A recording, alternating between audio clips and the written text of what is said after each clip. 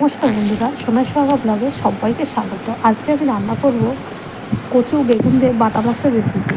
বাটা মাছগুলো পরিষ্কার জলে ধুয়ে হলুদ লবণ মাখিয়ে এবার ভাজতে শুরু করে দিয়েছি। ভিডিওটি স্কিপ না করে শেষ পর্যন্ত দেখার জন্য অনুরোধ করলাম। দেখতে দেখতে আমার সমস্ত মাছ ভাজা কমপ্লিট হয়ে গেল।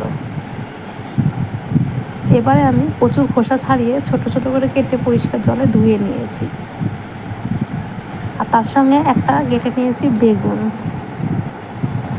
কড়াইয়ে তেল গরম হয়ে গেছে, দিয়ে দিলাম কালো জিরে আর একটা পেঁয়াজ। একটু হালকা নাড়াচাড়া করে নিচ্ছি পেঁয়াজটাকে।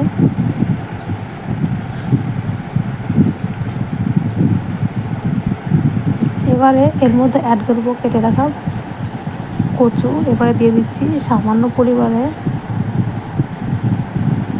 লবণ আর হলুদ দিয়ে একটু হালকা করে কচুটা ভেজে নেব।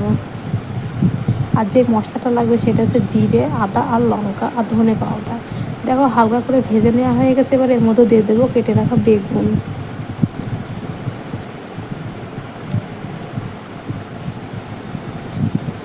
বেগুনটা একটু ভালোভাবে নাড়িয়ে নিলাম একসঙ্গে দিয়ে। এবারে শিলনোড়ায় আমি মশলাটা করে নিচ্ছি। তোমরা পারলে মিক্সার গ্রাইন্ডারে করে নিতে পারো। শিলনোড়ায় করলে না প্রত্যেকটা রান্নার টেস্ট বেশি হয়, সেজন্য। দেখো আলু কচু হালকা হালকা একটু ভাজা হয়ে গেছে। এবারে আমি এর মধ্যে দিয়ে দেবো মশলা দিয়ে এবার ভালোভাবে নাড়াচাড়া করে নিচ্ছি।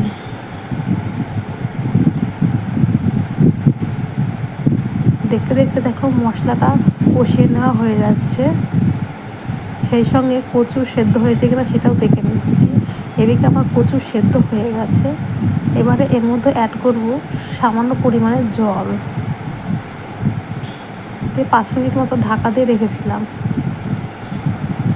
তারপরে দেখো দেখতে দেখতে ঝোল ফুটে গেছে।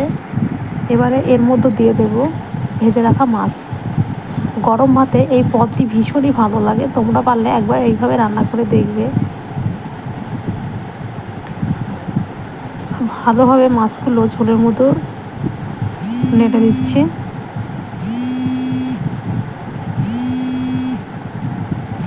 এদিকে দেখো দেখতে দেখতে আমার রান্না প্রায় কমপ্লিট হয়ে এসেছে। একটু ফুটিয়ে নেব। রান্না কমপ্লিট। এবারে আমি এই খাবারটি পরিবেশন করব। ভিডিওটি ভালো লাগলে তোমরা অবশ্যই একটা লাইক কমেন্ট করবে।